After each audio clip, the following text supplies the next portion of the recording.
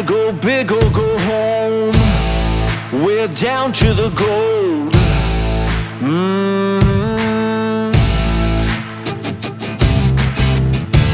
Never been a better time to put it all on the line. Ooh, yeah.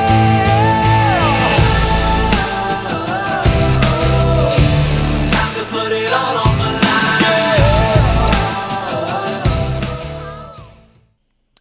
All right, everybody, and welcome back to episode 10 of the Rumber Pod. It is your boys, Ryan and Spencer, and we are going to come at you here with week 2 of NFL action. Spencer, there was some really good games this week, and wanted to just take some time to go through some of the games that we thought that were particularly interesting.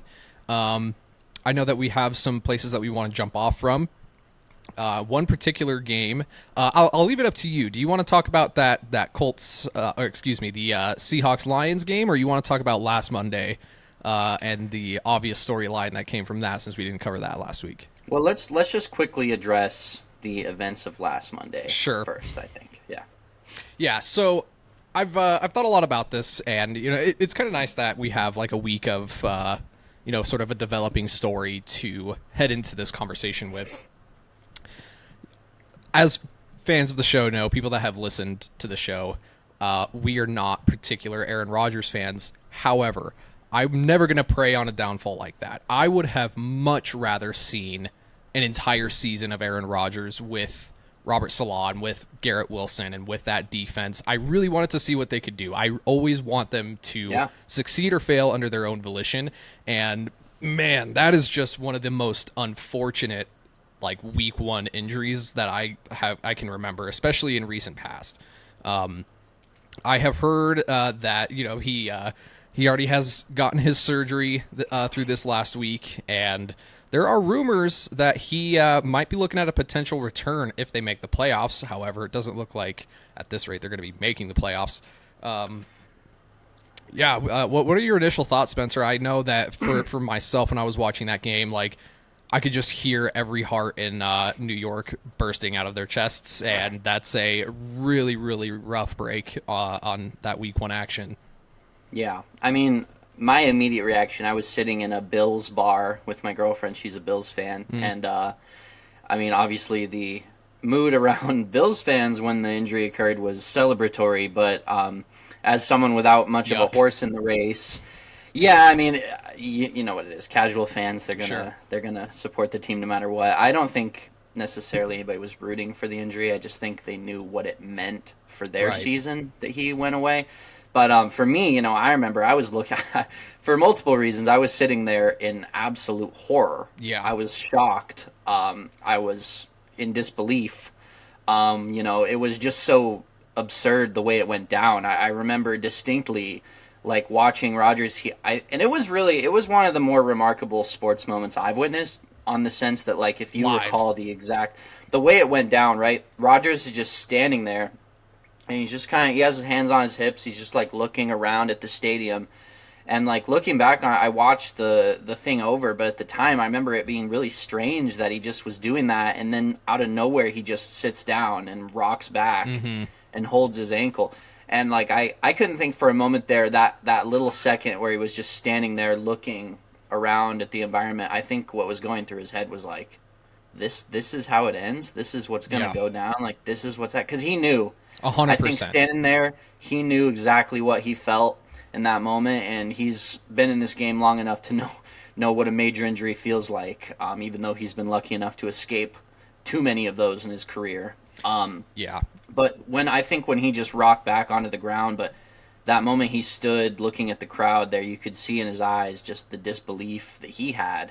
And I share your thoughts, when you never want to see a player who's so vital to their team's success, such long maligned fan base as the Jets, no matter what our personal feelings are towards Rodgers or the Jets fan base overall. I mean,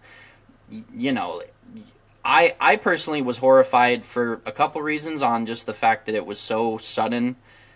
Secondly, I was a Garrett Wilson fantasy owner at the time, so I knew what that meant. And that's just secondary, of course. But more than anything, I was thinking, man, we just lost great football out of this Jets team, and what was going to be an excellent game, and still ended up being a really great game with the Bills. But it just was kind of, for me, I'm a Seahawks fan, but I'm a football fan primarily too, and I want to see good football get played, and I knew what that meant was just that we were missing on some spectacular plays that we could have seen this year from them. So yeah, 100%. I mean, I couldn't have said it better myself, and I also thought it was really interesting the way that he kind of like just kind of stood there for a while, and he was like looking around the stadium, and with hindsight, right, like with a week of hindsight, with this being one of the top stories of the NFL coming into this week, was maybe he's standing around and he like just in his mind he's like, this may be the last time I ever step on a football field, like let's look around the stadium. This is the first time that I'm ever going to be playing as anything other than a Packer,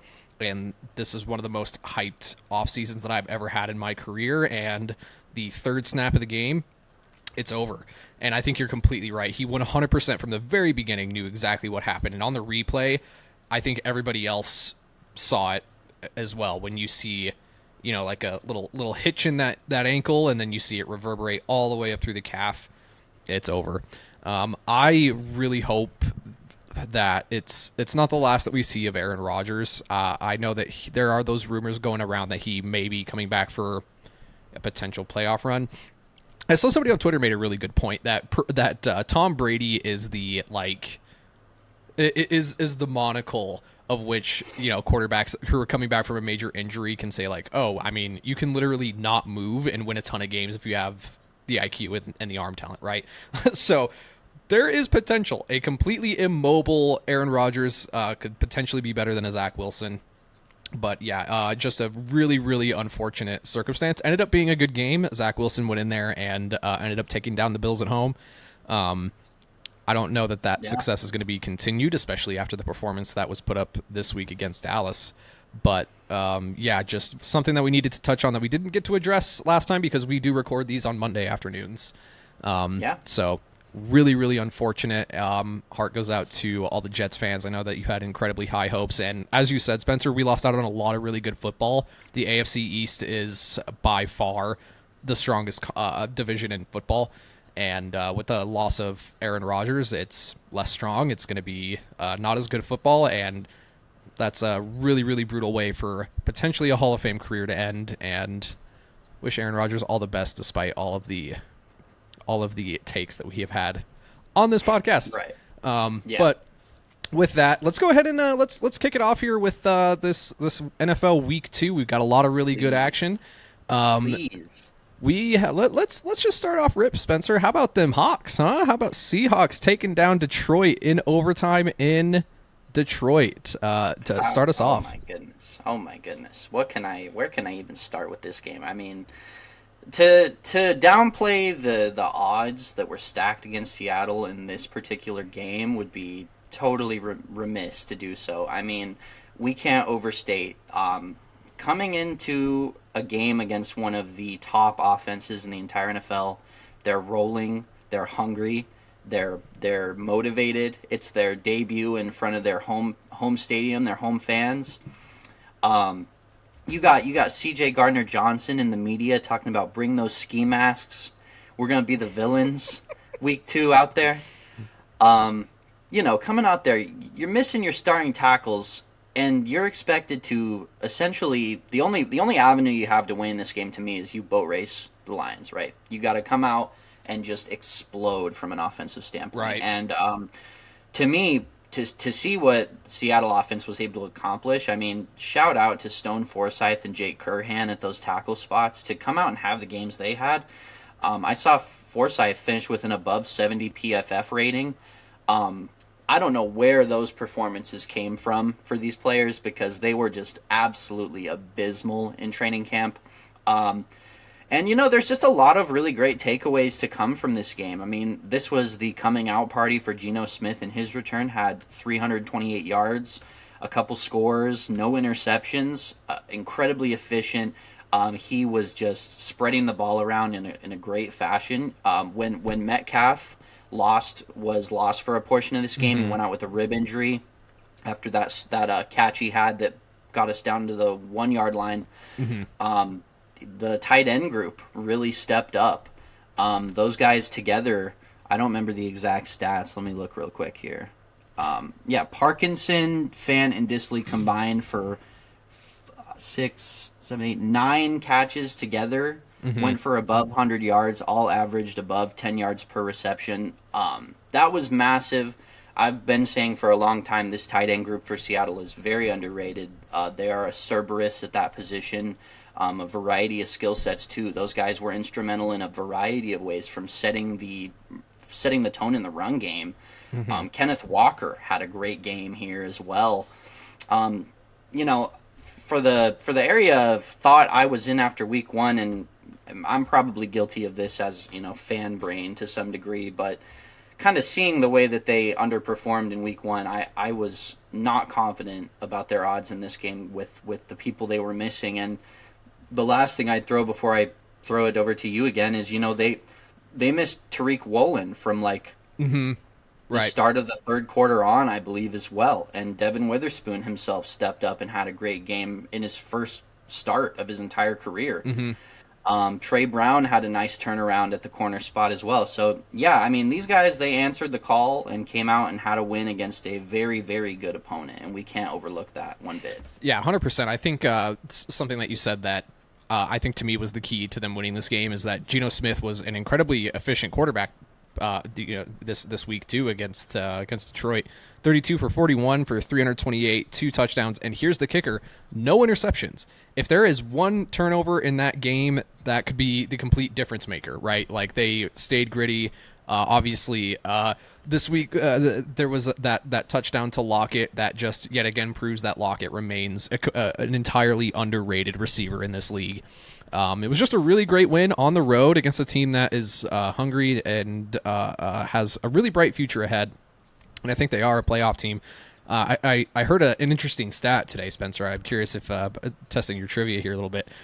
When is the last time that the Detroit Lions won a playoff game? Probably oh man, they didn't win one with Stafford. Maybe they won one. Not a single one. They didn't? No. So then, like somewhere in the 80s, maybe? Yeah, the last time they won a playoff game was 1992. So 92, okay. 92. So more recent than I thought. Well, still 30 years ago. This might be the year that changes. This might be the year that changes. To kind of pivot over to the Lions side, I was really impressed with how they played. Great game on both sides of the ball, for sure. They lost Amon-Ra for a portion there and just continued to roll. Josh Reynolds is looking like a complete different version of the player we knew him to be. And that being said, you know, I think one thing we need to mention is the injury to David Montgomery. Yes. Prior to his exit, I will tell you, their run game was absolutely gashing Seattle. Yes. They were just getting big run after big run. David Montgomery looked like an absolute monster out there doing his best beast mode impression. It seemed like every other run he had, he was carrying multiple defenders with him for extra yardage. His loss is going to be important for this Lions team. I don't know exactly how much time he's going to miss, but the one upside to that for their future is that, you know, Jahmyr Gibbs did come out and look great again, got a lot more involvement in terms of the pass game. Weirdly enough, they weren't as willing to lean on him completely in the pure run game. They came out and gave Craig Reynolds, the other Reynolds on the offense, a decent amount of carries as well once they lost Montgomery, which I found interesting. But, you know. For sure. And yeah, I mean, you know, talking a little bit about Jared Goff's stats, his stats to Geno Smith's are almost identical. Geno Smith was 32 for 41, 328 yards, and 2 touchdowns. Jared Goff, 28 for 35, 323 yards, 3 touchdowns, and a pick. I don't know about you. I can't remember because I watch all my games on Red Zone, so I don't know if I saw that particular pick. Did that pick turn into points? I mean, I have to imagine in a 37-31 shootout that's turned into points in some respect. That was one of the main things I was saying with Trey Brown had a bit of a breakout performance here. It was an errant throw, but I will say Uchenna Nwosu actually did pressure Goff as he threw the ball, and it was thrown a little bit behind the receiver. Trey Brown picked it off and just went straight to the house with it. The pick six. That's right. That's right. Yeah. So that's what I mean is, you know, like a turnover in close games like these where both teams are on the rise and hungry. Taking care of the football is is paramount, especially when you have a D line that can, force throws that you don't want to make or get pressure in your face. Turnovers make all the difference. Regardless, to your point about David Montgomery, he's played incredibly well. I had the unfortunate fate of playing against him in the 18-man league. He had a good game before he went out. That's for sure. Yeah, I did have a good game before he went out. But I think just the name of the game here is they managed to spread the ball around, and this is just an incredibly efficient offense. You've got receptions to 1, 2, 3, 4, 5, 6, 7, 8 different targets. 1, 2, 3, 4 of them receiving 5 or more receptions. Jahmyr Gibbs hauling in 7 was the most. I don't know if it was the most thrown to. Caught the most passes that day. And then defense played incredibly well. Alex Anzalone, who is mid as far as linebackers go. He did manage to get himself a sack. But yeah, Anzalone looked pretty great in this game. He had a few good moments and good stops there. For sure. He shows flashes of incredible talent as somebody that watched him when he was on the Saints. He ended up taking a pay cut, I believe, as a free agent to stay in Detroit this year. So glad to see that he's performing well. But yeah, this was one of the most exciting games. Had consistent scoring throughout, one of the highest scoring games of the weekend.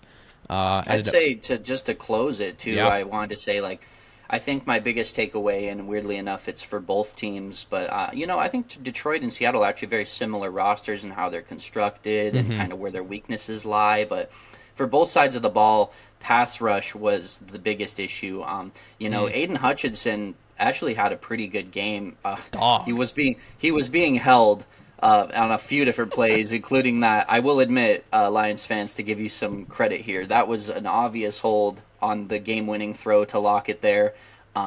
Probably a missed call, but I will say, the reffing was going in different directions and bad calls on both sides. So, yeah, that one gets left out, and Tyler Lockett scores the walk-off in OT there. But pass rush needs to be a little more consistent for the turnovers that Seattle was able to create that ultimately was the difference in the game. They only managed 2 sacks, and the first sack of this game came late in the third quarter, I believe. Yep. So that's something that's going to be paramount, especially for these two teams that kind of at points struggled to defend the run a little bit in this game. For sure. So let's move on to what game you want to talk about. All right. So let's take a look here, Spencer. Next game we want to talk about. Do we want to talk about this Vikings and Eagles game? Yeah. Let's take a little bit of a look here. I gotta say, this is did this game go into overtime? Was this another overtime game? No, it was not. Kirk Cousins had a very good game through the air. 31 for 44, 364, 4 touchdowns, no picks. I think the name of the game here is, I think in hindsight they might be kind of regretting letting Dalvin walk a little bit because they could not run the ball at all. Granted, it is the Philadelphia Eagles defensive line, but Alexander Mattison just could not get going at all. 8 carries for only 28 yards. Ty Chandler recorded 1 rushing attempt for 0 yards. And you got to feel bad for a guy like Justin Jefferson, man. 11 receptions, 159 yards, no touchdowns, but obviously a very productive game through the air. You just got to feel for a guy like that, in these situations where, it's a couple of close games, hard-fought games, had a very good week in week 1 as well, and wasn't able to get it done. But yet again, Spencer, your take here on Mr. Jordan Addison having yet another a spectacular tutty in week 2. What are your overall thoughts? Also, as a Hawkinson owner, I think in the 18 team. Oh no, it was our friend who's playing Hawkinson against you. That's what it is. That's what it was. Thank you for mentioning that. I appreciate it. That was not a setup, even though it sounds like it. That was me just genuinely remembering what the relationship to Hawkinson to your fantasy life is. Yeah, but we're Hawkinson making a comeback this week. We got more players to go still. I'm calling upon Nick Chubb. Yeah, 2 Monday night games tonight, which is interesting. Got my Saints tonight. What is going on with that? When did they start doing multiple Monday I don't know, nighters? and I'm going to be honest with you. I don't like it. I want one Monday night game. You know what I mean? Like, give me. Which one am I supposed to watch? They're going on at the same time, you know? Are they really? Oh, wow, that's. Well, they're like an hour apart, but I think they're going to bleed into each other a little bit somehow. Well, I mean, yeah, if they only start an hour apart, then they're obviously going to be on at the same time. That's awful. I don't get that at all. But that's almost as bad as the MLB blackouts, but that's a completely different. I will say I know which of those games I'll be watching because I fully expect that Saints game to be a complete smackdown of the Panthers with the way their offensive line has looked these last few weeks. So. Yeah, I'm hoping so. But anyway, regardless, Hawkinson, 7 receptions, 66 yards for 2 touchdowns. Obviously, getting it done through the air. There's a lot of teams, I think, in the NFL that when they struggle to run the ball, then they can't unlock anything on offense, right? Because it shuts down play action. You just can't really set yourself up for much success in the pass game. If you can't get anything going on the ground. Kudos to Kevin O'Connell and Kirk Cousins for managing to get so much done through the air, despite the fact that they couldn't get anything going on the ground. What are your thoughts here on this, Spencer? Their defense also had a pretty good day. Had a sack and a pick off of Mr. Jalen Hurts there. I have a few fun tidbits for this game. I watched it in its entirety. So, in terms of Madison's performance, I will say this. All poor rushing performances are not made equal. I said earlier I felt Kenneth Walker in the Seattle game had a great game. His per carry rushing average was only 2.5 yards a carry. Right. That being said, his style of running is a lot different. You know, he's a shifty guy. He's going to bounce it outside more often than not. And the difference being he was capable and ready to go in terms of goal line packages. They ran him a lot in that regard. And he was able to get a couple touchdowns. Whereas to contrast it with Madison, Madison's a completely different style of runner. He's not a shiftier guy. He's supposed to be an inline, north-south type of guy. One cut and go.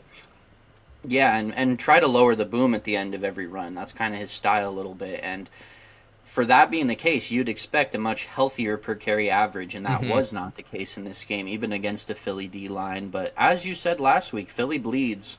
You know, you can have success against this team in terms of if you scheme correctly, and Madison's had productive performances.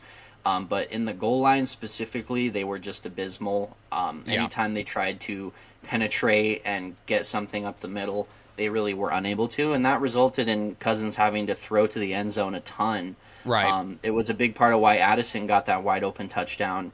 And you want to know one of the biggest reasons, like I predicted with a standout performance for the rest of the year from Addison, it's the fact that on that play, Jefferson's rolling on like a deep kind of crossing route over the right side, and Philly had 5 DBs following him on that route. I'm not even exaggerating.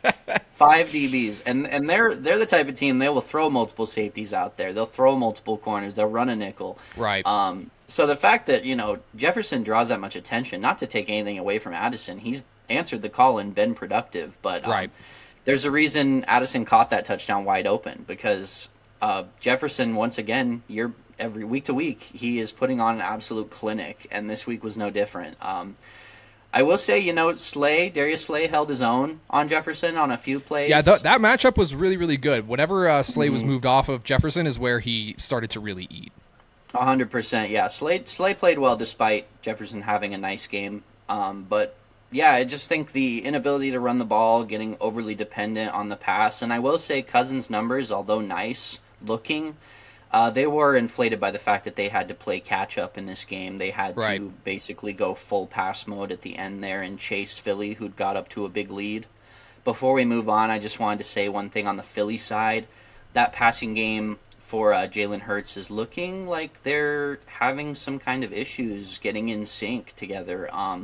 I remember distinctly there was a moment late in the game where A.J. Brown was on the sideline screaming in the face of Jalen Hurts and some other Philly players. Up to that point, he had hardly been targeted. I can say as a fantasy owner of him myself, he was only at around 5 points or 4 points before they did start to kind of oil the squeaky wheel, so to speak, there when he spoke up for himself. But, I remember thinking myself at the time, like, you guys are up 27 to, like, I think it was 14 at the time. Like, why are you upset? You guys are winning the game.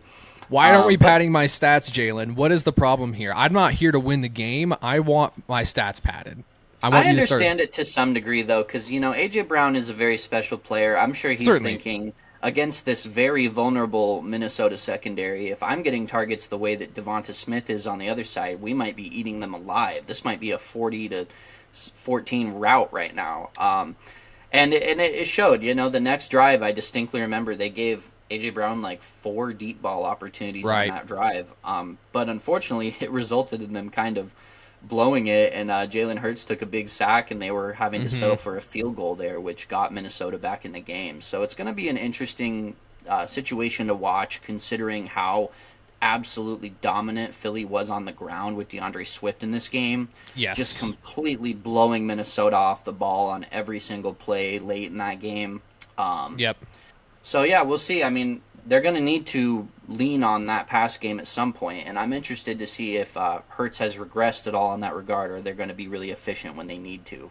Yeah, it's really interesting that that dichotomy between Devonta Smith and A.J. Brown. It a little bit reminds me of the Calvin Ridley and Julio Jones days, when you had Julio Jones out there, and obviously was the supreme talent at the wide receiver position in the league for many years up to that point. Certainly A.J. Brown is up there with the top talent of the league, and then you got a guy coming in, year 2 and had a very, very good rookie year, and then just coming out and continuing to ball. 4 receptions for 131 yards and a touchdown, including the long one, for an average of 32.8 yards per reception. My God, that's crazy. But it could also be like that.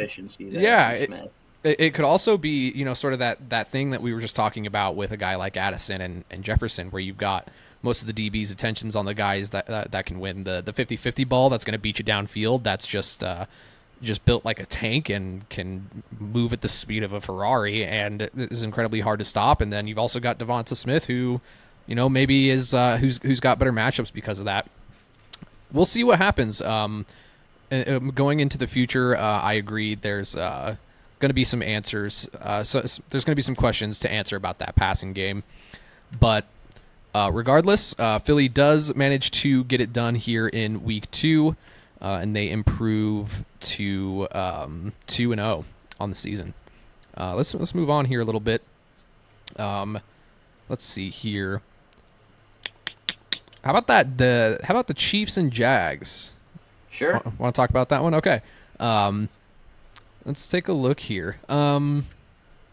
So as of I think 2 hours before recording this, I saw that the Chiefs have restructured Patrick Mahomes' contract. It was backloaded, and now they have shifted some money around yet again, proving that the salary cap in the NFL does not exist. And no matter how many times anybody explains it to me, it is never going to be anything that I understand. So they did move some money around, which has people thinking that maybe they're looking to make a move in free agency, maybe try to make a move for a wide receiver. Because to me, that is just clearly, I think maybe what it was underappreciated how poorly the wide receiver room was going to perform when we were doing our breakdowns. Because my God, even with a quarterback like Patrick Mahomes, these receiving numbers are not it. What are your thoughts on this whole wide receiver position in Kansas City right now? Well, I will say this, as hard as everyone's going on the KC wide receivers, this was a nice bounce-back game from what was a totally abysmal performance from Sky Moore. 3 catches for 70 yards, got the score. Mm-hmm. Not necessarily dominant, but you do see the difference in when you can pop Travis Kelce back in there and he does become the centerpiece and these guys become purely complementary. Suddenly they look pretty apt for what they're asked to do, specifically Sky Moore. You have Kadarius Toney. He did get 5 receptions, although it wasn't a ton of yardage. At least he's catching the ball again, it appears. He got the cement off his gloves, at least. Right. That being said, obviously there was a lot to do with Pat Mahomes on this performance, and even with the 300 yards that he compiled on nearly 30 completions, it still was underwhelming. You only get 17 points on the board. I will say, though, hats off to the Jags defense. They 100%.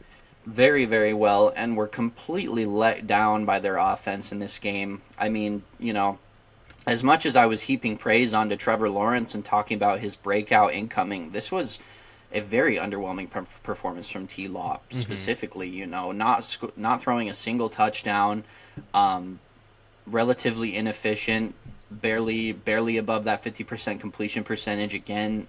Here with some of the other guys we talked about last week doing that, and Christian Kirk. What a game he had on 11 receptions for 110 yards. Didn't get a touchdown, but was just all over the field for them. It's not surprising that he had the day he did because Calvin Ridley was just as quiet as T-Law was in this game. It seemed to me like the Chiefs were more or less, they had a game plan with this game. They came in and said, we aren't going to allow big plays. You can have all of that dinky-dunk stuff underneath, and that's probably why you see a high amount of reception totals for guys like a Kirk. But as far as downfield, they were not letting him have any of that. The Chiefs front seven looked night and day compared to last week with Chris Jones. Hello, Chris Jones. Yep. So overall, kind of a defensive battle here, I would say. Nothing stood out too much. The offense played better for the Chiefs, I would say, than they did in the Lions game, but not by much in terms of getting it done on third down and actually putting points on the board. So. Right, yeah, and the Isaiah Pacheco had himself a nice game. Nice to see that he had some success and was getting him involved. I'm also just taking a look here at the absurd list of receivers that did catch a pass from Patrick Mahomes here. We've got 11 different receivers catching a ball from Mr. Mahomes yesterday. I think that when you've got a wide receiver room that is clearly lacking, the guy, that sort of alpha type of throw it to him when you need some yards. This is how you get it done. You spread the ball around, you be efficient, make sure to get the ball in everybody's hands. Nice to have Kelsey back as well. He did have that touchdown. Overall, though, great defensive battle, and that Chiefs defensive line, as you said, just complete night and day with the re-arrival of Chris Jones. Couldn't agree with you more. And I was going to say, weirdly enough, you look at the stats, the Jags only recorded one sack on the game. Yep. From Kayvon Chason. Nice to see him popping into the fold a little bit. But that being said, it kind of shows you the reality of the game was a lot of short completions that weren't adding up to first downs for the Chiefs. It didn't take any turnovers. There's only one pick for Andre Sisco, who's a nice safety that I liked out of the draft. But all in all, it seemed to me like it was just very sound defense that the Jags were playing, rally tackling, and they kind of knew that the Chiefs don't have any legitimate put the fear of God in you downfield threats. Right. It's going to come to Mahomes putting the perfect ball on these guys if they're going to make downfield completions and have explosives. Definitely. And that makes them, even with Kelsey, a much easier team to defend nowadays than people realize. As long as you can double up Kelsey, contain him, limit him from having just a completely game-changing performance, then that's really the formula to stopping them. Right. And the Jags could have very easily pulled that off if their offense came to play. Anyone other than Christian 100%. Kirk came to play, That to me looks like a Broncos score last year where they took an L just, based on a really weird, funky score just because they couldn't get any points on the board. Yep. Yeah. Anyway, let's move on a little bit here. One game that I'm sure that we'll have some thoughts on, the Packers and Atlanta Falcons. I watched most of this game. Really, really fun game to watch. I just want to take, firstly, a quick note here. Jordan Love, he obviously didn't put up the amount of yards that he put up last week, but still incredibly efficient with the ball. 14 for 25 for 151 yards. Did throw another 3 touchdowns. I think he is the touchdown leader at this point in the league. So the fact that he has arrived, time is such a flat circle.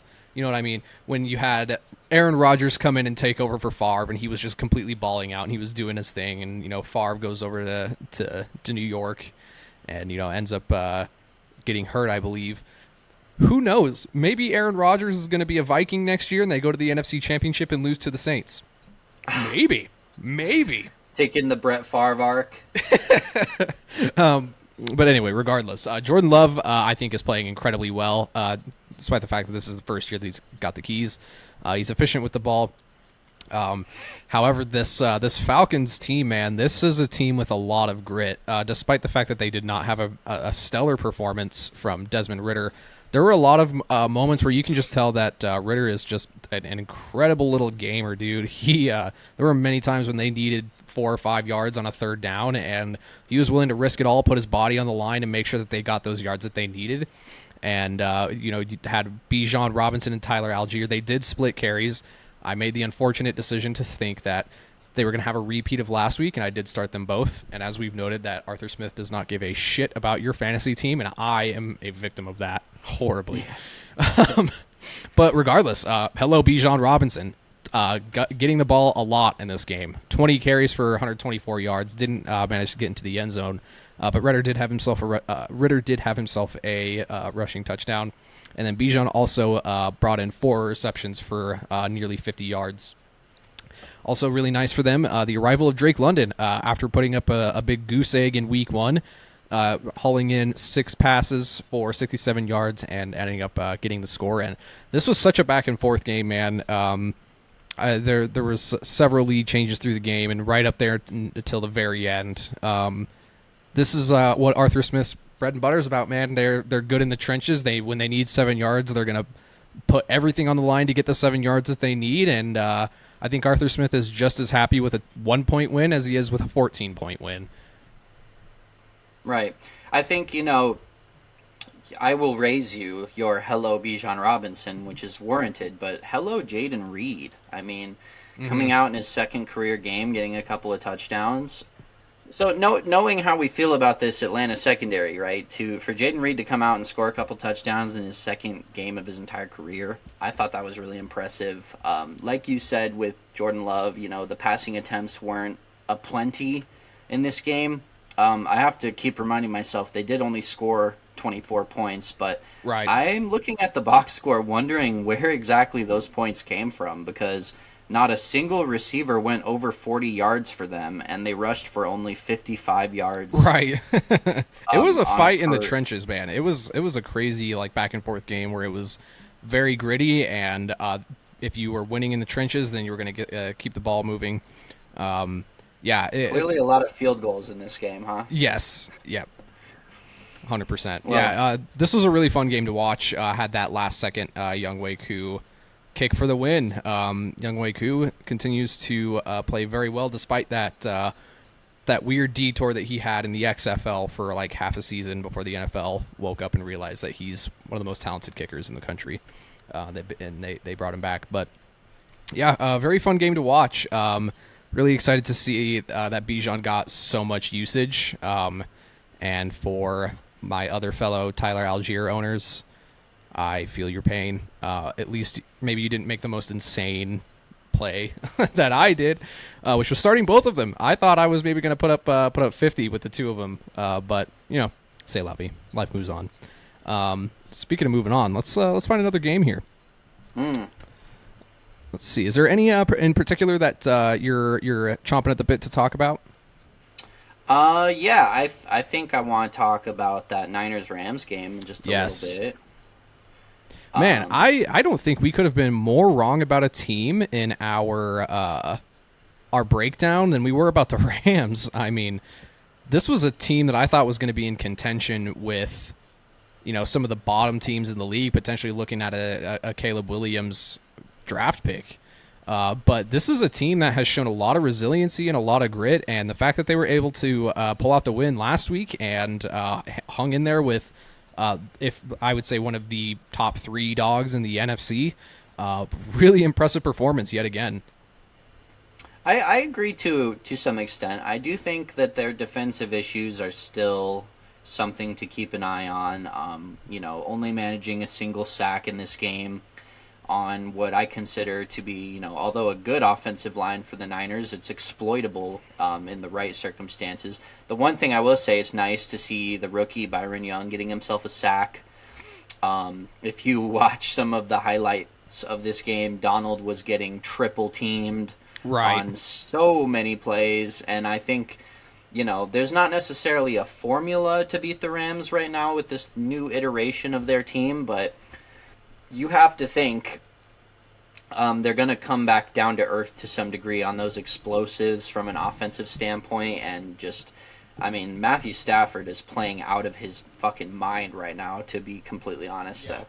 Welcome to the NFL, Puka Nacua. We have to say it. Nacua, my 15 goodness for 147, 9.8 yard average. This guy was their entire offense to some degree here.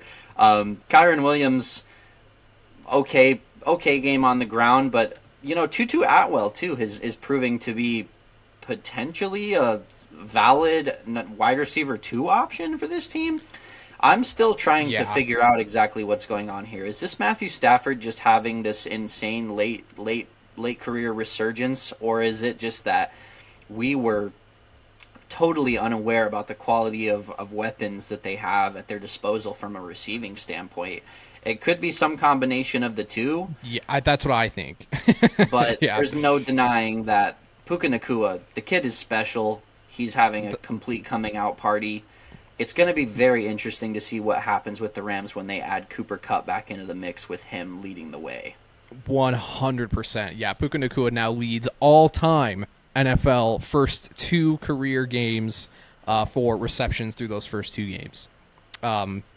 He's just getting unbelievable targets galore. Clearly the guy, obviously Stafford is playing much better than I think you and I anticipated. Clearly he's got that zip on the ball. He's still got that classic Stafford arm. But clearly Puka Nacua is doing something right to get himself 18 or 19 targets a game and reining in 15 of them. My goodness. We may be looking at a potential new front runner for Offensive Rookie of the Year if he keeps this up. Just an incredible performance. Just like we all planned, just like we all expected, right, Ryan? If anybody that put money on Puka Nacua winning Offensive Rookie of the Year, you're about to be a very, very rich person. And we want you on the pod because there's clearly something that that we did not, and ball.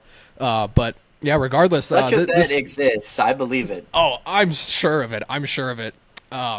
But yeah, these two, Puka Nacua and Tutu Atwell, just complete breakouts in my mind.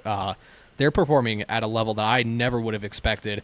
And this Rams offense is going to be a very, very scary sight when they get Cooper Kupp back. I know that he's been, excuse me, I know that he's been placed on IR, so I don't know what the exact timetable of him coming back is looking like. But Kyron Williams is clearly going to be the bell cow for this offense, and he's playing really good football as well. So once you add Cooper Kupp back into this mix, they still do have formidable weapons on defense as well. Man, this is a team that I would have never expected to play this well, despite the fact that they did take the loss. This is San Francisco 49ers. This is going to be my pick to win the NFC this year. Just an incredible performance by some very unlikely sources, and when you've got a team like this, that's what you need. I think also we need to send some praise Sean McVay's way for creating and scheming sort of these play calls that can make use of these weapons. Very, very well done. Brock Purdy, shifting over a bit to the 49ers. A little bit of an underwhelming performance, but still, taking care of the ball. Didn't turn it over. Obviously Christian McCaffrey just going to continue to do Christian McCaffrey things. 20 carries for $116 and a touchdown. Spreading the ball around to the biggest names, that's just the name of the that's the name of the game here, with Debo and Juwan Jennings, Brandon Ayuk, George Kittle, and McCaffrey all picking up some receptions and some yards there despite not scoring. Very, very good game, very back and forth. I know a lot of people were really upset about the spread being 7.5. And kicking that meaningless field goal right there at the end to put them at 7. So anybody that was betting the spread was pretty upset about that. Well, and to make a few points on the defensive side of the ball for both teams. Yeah. going off of the Puka Nacua, Tutu Atwell praising we're doing, I think that, not to toot my own horn or anything, but I think I maybe was closer to the truth in our breakdown of the Niners than people realize with the evidence that this game provides. The success that the Rams had with this same collection of weapons against Seattle, I don't think anybody kind of blinked or said anything odd about that. They're like, well, it just is what it is. They're better than we thought, and Seattle has had secondary concerns for a long time, and they continue to, although they're playing better. But what I will say is, for the Rams to come out and have this same through the air success against the Niners DBs. Let me tell you something, Ryan. It's never a good sign when your top tackle counting players on your roster. I said that horribly, but you know what I mean. Top tacklers on your roster are your top 2 cornerbacks.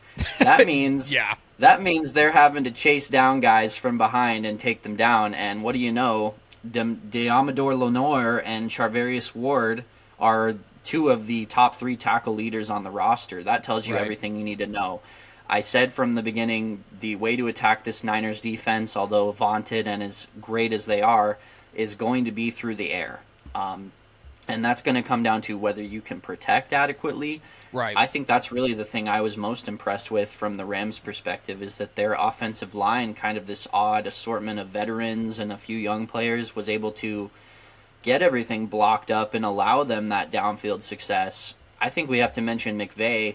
Whatever he's doing from a scheme perspective to get these guys open and provide enough time for Stafford to throw is just incredible, and he needs to be lauded for what he's doing right now. 100%. Yep. Couldn't have said it better myself. Yeah, very, very fun game. Let's transition here to another matchup. Let's see. Oh man, yeah. Let's talk about the Commanders and the Broncos. Oh, sure. Denver fans, you just cannot catch a break. It's so fascinating because we have a lot of Broncos fans in our group chat that are a part of our fantasy league, and I remember that conversation that through the first half of this game, Russell Wilson was just playing lights out. He was playing beautiful football. Was that deep ball was back. He was being careful with the ball. He was getting outside the pocket, throwing over the middle of the field, just classic Russ things. And for some reason, this is a team, I don't know what it is, and this is both on the offensive and defensive side of the ball. They just completely crumble. Like they just managed to snatch defeat out of the hands of victory somehow in so many different circumstances. And this is yet another one. The jaws of victory. Right. The jaws of victory. But something I did want to mention, what a comeback from the Washington Commanders. And, it's interesting that we're seeing a pretty underwhelming Kansas City offense with the departure of Eric Bieniemy, who has now gone over to be the OC of the Washington Commanders and managed to call a beautiful game for the last half of that game to get the Commanders back in this position that they were. Very impressed with what they did from an offensive standpoint there. 100%. I mean, they were able to get it done on the ground and through the air. Sam Howell nearly had a 300-yard game, and Brian Robinson just had a very, very good game on the ground. 20 touches for 87 yards and racking up 2 tutties. And hello, Scary Terry. Finally, let's get some more points on the board. This is another thing. Sorry, I'm just kind of going in all different directions here. No, you're good. You're good. I think that the NFL, you and I have talked about this, they need to do something more serious with the 3rd in 2 weeks, really nasty and dirty hits from Kareem Jackson. You and I have talked about this a little bit, Spencer. What are your thoughts on this? I mean, I think it's suspension worthy. I think it's undoubtedly suspension worthy. It's 3 plays in a 2-week span of the exact same nature, just classic headhunting. I hate to say this, but this is becoming a bit of a Sean Payton trend here, isn't it, Ryan? I'm not saying there's any bounties going on the Denver defense, but what I will say is it's quite interesting that the safeties that play under Sean Payton are looking to more or less take people's heads off out there. And I do think that there is something to the fact. I mean, somebody that watched very closely the Legion of Boom, there is something to the fact that you do want to have safeties out there that make you terrified to throw it their way, to throw it over the middle of the field, to throw plays that take some time to develop. Right. There is clearly space and room in the NFL for that. Yes. But just these like completely defenseless receivers. There was 2, I think, last week that were just going to the ground, and despite the fact that it may have been like a questionably legal hit. I don't think that it was. Just with the way that the game's moving and at the speed that these guys move at, that something's got to be done. This is suspension worthy. This is the third strike in 2 weeks. It's not good football.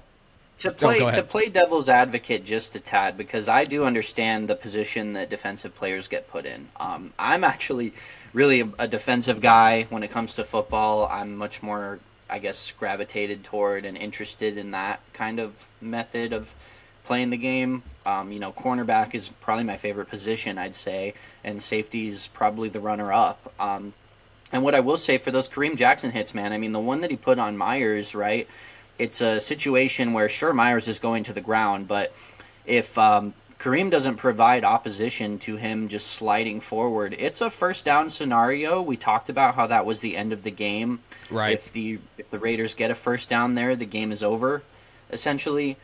So I understand Kareem, the position he plays, the reality is safety. You are the last line of defense on a lot of different scenarios.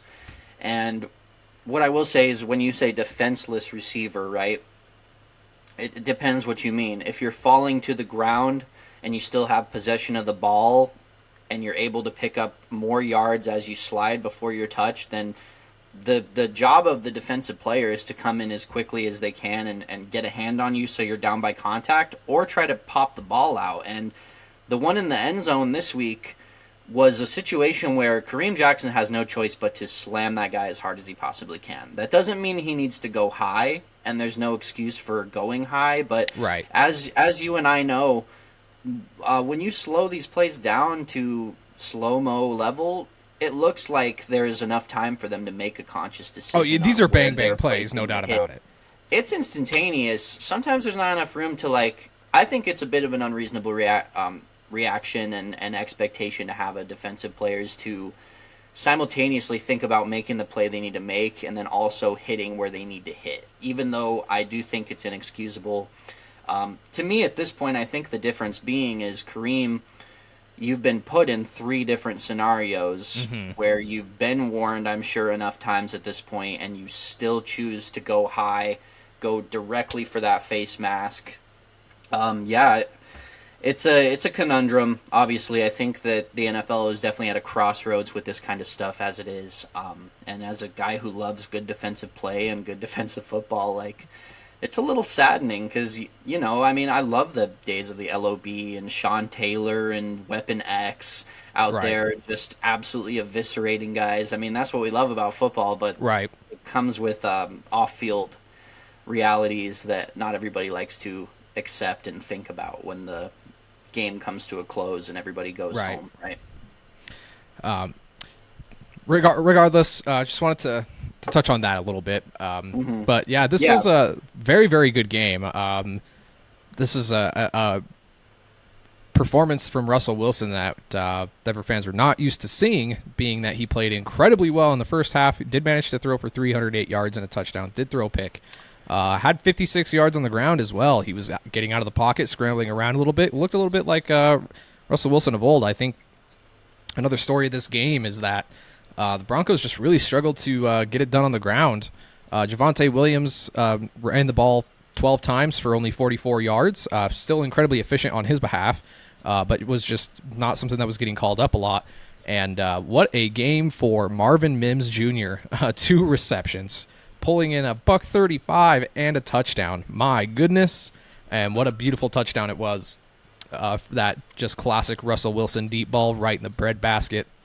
You really love to see it.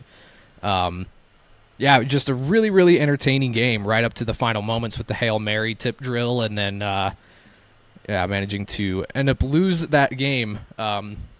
So the Broncos move to 0-2, and the Washington Commanders 2-0 on the year.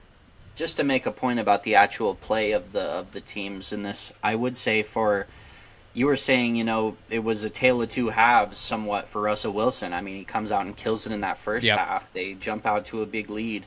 But what I will say, the issues for Denver, and they have been since Russ got there, is it's just more of the same, right? An inability to run the ball, to keep the pressure off of Russell, set up play action. And then the second thing is offensive line struggles. and they're no easy team to block. Don't get me wrong. The vaunted front seven of the Commanders made their presence felt in the later stages of this game. De'Aaron Payne, Montez Sweat, Chase Young, the big three, so to speak, barring Jonathan Allen, who's really more the game wrecker. He's not going to have the same stats, but it all operates around him. For them to all show up, and I mean, for Sweat and Chase, they actually shared a sack. I believe it was a 1.5, and that really shows you what the tackle struggles for Denver has been. That two guys on either edge, elite players in their own right, no doubt about it, but they're getting there at the same time. They were competing with each other to see who could get to Russell Wilson the first. So it's 7 sacks on the day. Not much of a surprise when you're sacking the quarterback that much, and you're creating turnovers, not in bunches necessarily, but our boy Emmanuel Forbes, who we gave the business to in the breakdown, did get himself an INT in this one as well. So I just think that combination of things, Russell Wilson came out and showed some vintage style Russ stuff, and then the same thing happened. That he was just getting hit over and over and giving more opportunities to the Commanders to go out there and score points. But sorry, go ahead. Sorry, I was just going to say that deep ball to Terry McLaurin that Sam Howell uncorked, it was on a rope. Probably, I think it was the best throw of the entire league this week. That was unbelievable, and that's the kind of stuff that I talk about when I say this kid Sam Howell, he has something to him, man. We need more of that. And do you know who especially needs more of that, Spencer? Who needs more of that, Ryan? Tell me. Justin Herbert and the 0-2 Los Angeles Chargers going to Tennessee and taking another L, another close game L. That one hurts. That one does hurt. A final in overtime, 27-24. Man, oh man, it's so interesting because this transition here to this Titans and Chargers game, with the way that Russell Wilson's been playing, especially the way that he was playing in the first half.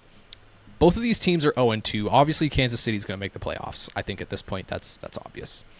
That should just be a given, honestly. As long as Mahomes is in the league, they're going to be a playoff team at the very least. They're going to be a situation where these two teams, they both have similar records. Maybe Russell and Sean Payton get some stuff ironed out, and they can move the ball more effectively and get some protection going.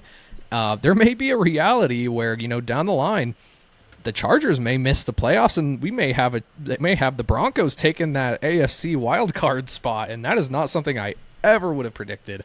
I don't know what the deal is with this Chargers team, man. I'm just going to go ahead and say it. I'm going to go ahead and say what I think the issue is that Brandon Staley needs to be fired.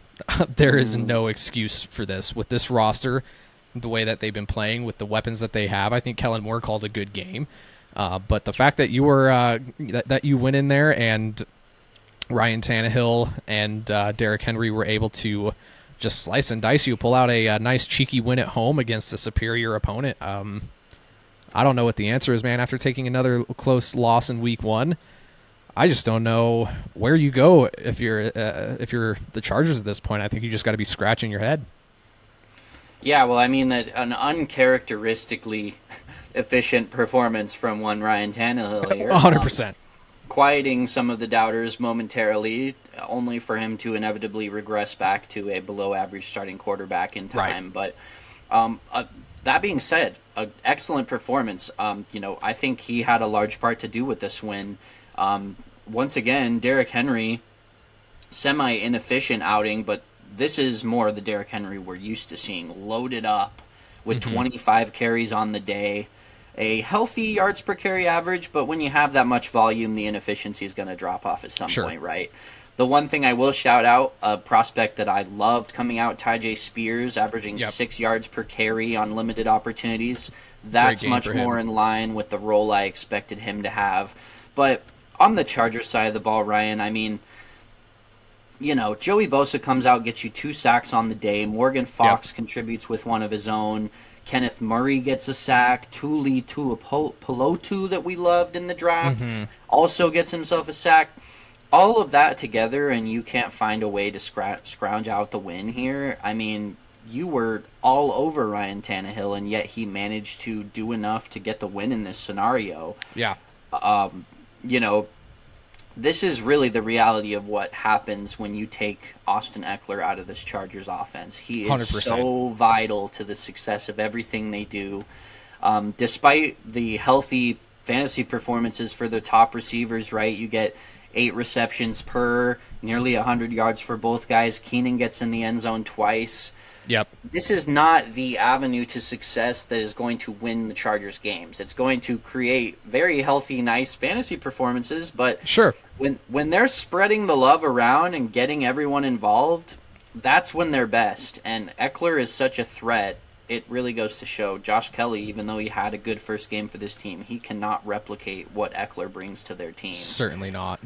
And the absolute gall of them to tell Eckler they're not going to pay him, they're not going to give him what he's worth, they're not going to give him a long-term deal. Well, look right here, Brandon Staley and whatever their GM's name is, I can't remember. Yeah. This is the reality of life beyond Austin Eckler. And Yes. Brandon Staley might not be looking at another year to see what happens on this Chargers team, like you just said. There's too much talent on this roster to be continuing to lose games like this. This is just, at this point, I believe it's out of the players' hands, right? And it's not on Justin Herbert, is it? It's Ryan? not on. He threw It's zero not on. interceptions. No he was picks. Efficient. 27 for 41 through 2 touchdowns. What more does Justin Herbert have to do for the rest of this 100%. Chargers team to step up around him and get these wins? 100%. That to me is why it's a systemic good. problem, right? Like, no matter what it is, if you have these pieces and you can't pull out a win against a team like Tennessee, even though you are on the road, like, just on paper, these rosters are like, of course, any given Sunday, right? But I just think that too consistently, this is too talented of a team to be losing close games like this to an opponent like the Titans. And this is the reason why they are always in bad positions when it comes to the playoffs. This is always why they're in bad positions in playoff games. There is a systemic problem here with the way that this team is being run. I think that Brandon Staley should never have kept his job after losing to the Jaguars in the playoffs like that anyway. To me, I've seen all that I need to see until Brandon Staley is gone. I think this is just going to be the reality. If you're a Chargers fan, I'm sad to say. Give my man Kellen Moore that head coach spot already. Honestly, All right? He's done enough. It's time. I love that. Yes, head coach Kellen Moore. Let's see what you got, buddy.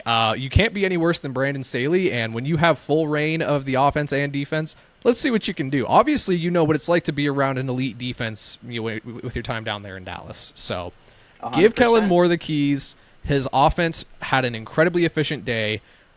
It's time to move on from Brandon Staley and to get this teams some wins that they deserve. 0-2. Unbelievable. 0-2 is really unbelievable. Now listen, Ryan, last game, I know we're running a little long on time, but we'd be remiss if we didn't address the awesome game that I watched last night in Miami, New England. Yes, great game. It was a bit quiet early on. Patriots were getting all but shut down offensively. Mm-hmm. But, that being said, it was still a very entertaining game from my perspective. The Patriots were able to make their way back into the game. I don't know if you saw at the end, but we had kind of a comedic ending to that game with Mike Gesicki getting stopped short of the first down on fourth down. Laterals to the O-lineman who falls just a thread short. Bring out the index card. You ask me, he picked that up. That should have been a first down. For the play alone, if I'm the ref, I'm giving it to him. If I have to get the index card after a play like that, buddy, you got it. Let's keep it rolling. Give it to him. Miami should have been kind enough to let him have it too, considering they have their own Robert Hunt in the building that knows a thing or two about carrying the ball as an offensive lineman, right? So funny. But that being said, great game. Hello again, Devontae Parker. Welcome back to the fold. We needed you badly. It can't be the Kendrick Bourne show all year long, Ryan. As much as I like Kendrick Bourne as a complimentary piece, but this is really more in line with what I wanted to see out of the Patriots' offensive attack. A nice mix of involvement from your top tight ends there. 5 receptions per guy. 6 for Hunter Henry got the score. I like the way that they played this game, even though they were shut out early portions. The way that they were able to come back, they really just said, you know, I was impressed with how they just said, we are going to run the ball no matter what. We're going to give Ramondre Stevenson carries. I remember saying out loud watching the game, they had maybe 5 minutes left in the fourth, and they're down to 2 scores, and I'm saying, you're handing off to Ramondre Stevenson right now? Like, how much time do you think you have? Are you trying to win the game? And they proved me wrong to some degree, you know, because they did have a chance at the end there to win it. Do you have any thoughts about what went down in this one? Yeah, I just want to say, I think that Mike McDaniel has officially taken my spot as my favorite head coach in the league right now. Oh, he's excellent. He's an great. Excellent head coach. I love what he has done with this Miami team. Just a track team with, you know, route running skills, essentially. What he's been able to put together is just absolutely amazing. And one thing that I've noticed, I didn't get a chance to catch a ton of the Dolphins games last year, but something that seemed new to me, Dolphins fans or anybody that knows, correct me if I'm wrong, they're doing this really interesting thing on pre-snap motions that I have never seen before, where you know they'll have the guy the wide out, or you know sometimes they'll even do it from the slot. I've even sometimes seen them do it from the backfield, where you'll kind of run in front of the quarterback and then you like loop around real quick, and then you head back to the slot, or you head back to that Z position. And then when you've got guys like Waddle and Tyreek and Raheem Mostert doing that, like they do it all the time. They'll do it in the same formation, but they'll do it to different sides. And like the way that like that motion is making defenses react and is maybe changing assignments in the ways that this team is constructed. I mean, Mike McDaniel, buddy boy, that is phenomenal. That seems to be something that nobody can answer yet. Especially when you've got it. He has an unbelievable football mind. I would go even further to say, what about the freedom that he allows Tyreek Hill to line up? I mean, Tyreek isn't even in the slot. He's lining up on the hip of the right tackle on some of these plays, and then running an insane wheel route to the back of the sideline, running literally backwards, swerves back up to a wheel. I mean, just the creativity that McDaniel 100%. Has displayed. And it just goes to show that this is a guy that really believes in his team and is like a very good coach and a very good leader of this team. It was something that we mentioned during our breakdown is when Tua was questioning whether or not he even wanted to come back to football. You know, Mike McDaniel put together like a 400 or 500 play clip reel to show to Tua. He's like, dude, this is how good you are. Like, I'm going to give you the freedom and I'm going to give you the tools that you need to succeed. And clearly when you've got a guy like Tyreek Hill, if I'm Mike McDaniel and Tyreek says, hey, you know, I bet you if I line up on the hip of, if I line up almost as a 9-tech on the offensive side of the ball, I bet you I can burn him. If I'm Mike McDaniel, I'd be like, dude, yeah, I bet you can. You want to try? No doubt about it. Yeah, I just got to say, love Mike McDaniel going in and continuing to put together a display, going in and defeating the great Bill Belichick at home in New England. Well, and I know the term, players coach, it does carry a stigma, especially in this NFL, where discipline and soldiership is kind of the standard, and it has been for a long time. But, this is a new NFL, and I don't think I have seen a head coach since maybe Pete Carroll himself to do this player-friendly mentality. But really, this was a gut check game for Miami. They had their little coming out party in this game where they zoomed ahead. Mostert has the breakout run. Everyone's smiling and laughing, and they're just having a great time. And next thing you know, like New England Patriot, Belichick-led teams do, suddenly they're right back in a position to potentially tie or win the game. Just like last week with the Eagles. Yeah, I think it really goes to show that Miami, despite the player-friendly nature of their program now, those guys can be disciplined and can come to play in the big moments, and it's 100%. Not too permissive at any sense. And the last thing I will say, I know we've gone too long at this point, but the last thing I have to mention, that jumping high-point interception from Christian Gonzalez over Tyreek Hill in this game was phenomenal. I think that might be the catch of the year up to this point. I know Jefferson maybe had a pretty good one as well, I recall. But not only that, but they didn't really let Tyreek, get any rip plays off of them. He did have the score from the red zone, but They even talked about this during the commentary of the game, that any time that Christian Gonzalez was lined up against Tyreek Hill, he was right there in his hip, and he was not open. He is a guy that was just completely shutting down Tyreek Hill. And they had a classic Patriots game plan in the sense, we are going to take away your number one option. But it was pretty obvious to me that early on the plan was to double Tyreek and get him off his game and follow him around. But I think he kind of realized late in the game that, man, I think I can maybe leave Gonzalez on an island with Tyreek a little bit with some safety help, because that's just how special of a player they have on their hands with Christian Gonzalez. I don't want to overstep my boundaries here, but I would say that this kid is a all-pro contender out the gate right now for his first year. And I saw, I can't remember who exactly said it, but it was maybe some teammates or some other players in the league. They were talking about how he is one of the very few DBs that they've ever seen that talks no trash. He does not talk trash. He lets his game speak for itself. And he's like, they were out there talking about how he reminds them a lot of Stephon Gilmore, which is a really great marriage with Bill Belichick. The fact that he fell that far, we knew was a mistake on behalf of everybody else in the NFL, and continuing to prove it. Yeah, couldn't say enough great things about Christian Gonzalez. He's going to continue to play at an incredible level, and happy to see that he's having early success, for sure. Well, I don't know. I mean, we didn't address every game, but those are the ones that I really enjoyed watching personally. And agreed. Yeah, we got 2 more on the slate for tonight, for an hour apart. For some reason, this is dumb. This is just straight up stupid. On a Monday night, I just want to be able to watch the game, right? Like, it's prime time. Like, now they're both half prime time. Do you know what I mean? Anyway. Yeah, it's bizarre, but how about this, Ryan? We'll do our homework. You watch the Saints game. I'll go watch the Cleveland game. Excellent. And we'll come back next week, and we'll have lots of interesting things to say about those games. Excellent. Sounds like a plan to me, Spencer. Once again, this has been a phenomenal episode. Love getting to sit down and talk some ball with you. Some really great games that we went over, and looking forward to going over them next week with you. Everybody, thank you so much for watching. This has been the Rumber Pod. Please like and subscribe and follow. Engage with us on any social media platform you'd like. Let us know your takes. We'd love to hear them. And Spencer, any parting thoughts?